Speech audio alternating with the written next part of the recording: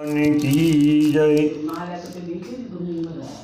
एक दिन अर्जुन ने पूछा, हे कृष्ण, आपने सफला एकादशी का महत्व विधि सहित कृतार्थ किया। आप फूस मास के व्रत के बारे में बताइए। उस दिन कौन से देवता का पूजन होता है, उसकी क्या विधि है। भगवान कृष्ण बोले, राजन, फूस के शुक्ल पक्ष की एकादशी का नाम पुत्रदा है। इसका पूजन विधि से करना चाहिए।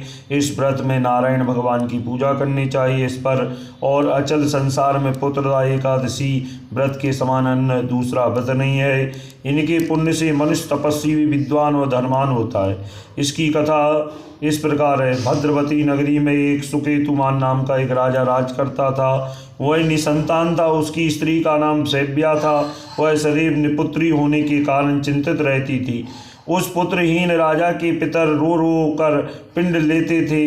इसके बाद हमें कौन पिंड देगा। इधर राजा को भी बंधु बांधव, मंत्री, मित्र, राज, हाथी, घोड़ा आदि से भी संतोष नहीं होता था। उसका एकमात्र कारण पुत्रहीन होना था। वह विचार करता कि मेरे मरने पर मुझे कौन पिंड देगा। बिना पुत्र पितरों व देवताओं से ऋण नहीं हो सकते हैं। जिस घर में पुत्र न हो वह सदैव अंधेरा ही रहता है। इस तरह राजा रात दिन उस चिंता में लगा रहता। एक दिन राजा ने अपना शरीर त्यागने की सोची, परंतु विचार करने लगा, आत्महत्या करना बड़ा महापाप है।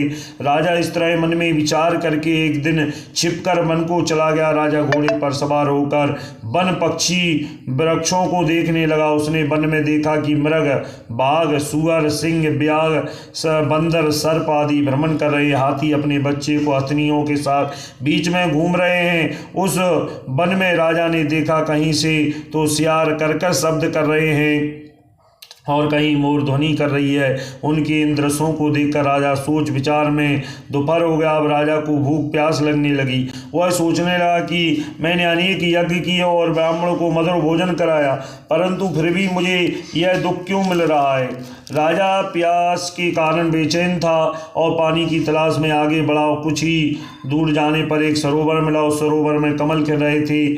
उस सरोवर के सरस, हंस, मगरमच्छ आदि जल कीड़ा कर रहे थे। उस सरोवर के चारों तरफ मुनियों के आश्रम थे। उस समय राजा के दाहिने अंग फड़कने लगे। राजा मन में प्रसन्न होकर सरोवर के किनारे बैठे मुनियों को देखकर घोड़े से उतरा, दंडवत करके उनसे सन्मुख बैठ गया। राजा को देखकर मुनिवर बोले, हे राजन, हम तुमसे अत्यंत प्रसन्न हैं। तुम इस जगह कैसे आए हो, कहो। इस पर राजा ने पूछा, हे मुनिवरो, आप कौन हो, इसलिए किस लिए आप पधारे हो। मुनियों ने कहा, हे राजन, आज पुत्र की इच्छा करने वाले को उत्तम संतान देने वाली पुत्रदा एकादशी, हम लोग विश्वदेव हैं और सरोवर पर स्नान करने आए हैं। इस पर राजा बोला, हे मुनिवरो, मेरे भी कोई पुत्र नहीं है। यदि आप मुझ पर प्रसन्न हो तो एक पुत्र का वरदान दीजिए। मुनि बोले, हे राजन, आज पुत्रदा एकादशी, इसका व्रत करें। भगवान की कृपा से आपकी अवश्य पुत्र होगा। मुनि के वचनों के अनुसार राजा ने उस दिन पलायन किया और मुनियों को प्रणाम करके अपने महल को वापस आ गया। रात्रि में रानी ने गर्भ का धारण किया। 9 माह पश्चात उसके उत्तम पुत्र हुआ और वह राजकुमार बड़ा होने पर अत्यंत वीर, धनवान, यशस्वी प्रजापालक हुआ। श्री कृष्ण भगवान बोले, हे राजन, पुत्र की प्राप्ति के लिए पुत्रदा एकादशी का व्रत करना चाहिए। जो मनुष्य इसका महत्व श्रवण व पठन करते उनको स्वर्ग मिलता है। बोले विष्णु भगवान की।